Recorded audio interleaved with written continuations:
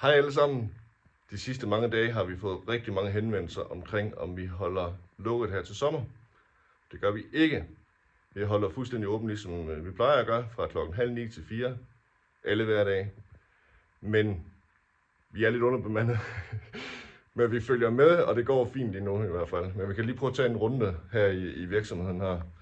Jeg plejer at sidde her, og så må I jo lige leve med mit rod på stødbordet her. Skal vi prøve at se, om vi kan få det med. Ved siden af mig, der sidder Thomas normalt. Sidder der. Thomas han er desværre syg i dag. Det er bare været fordi han havde ferie, men det er det desværre ikke.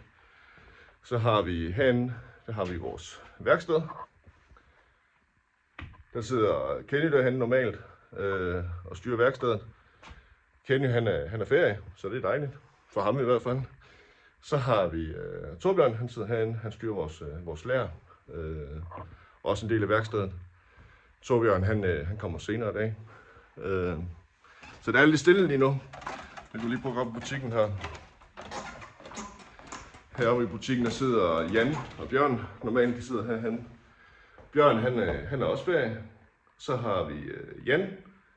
Og Jan han kommer senere og skal afløse mig, fordi at jeg skal ud til en kunde. Så han afløser mig heroppe i butikken.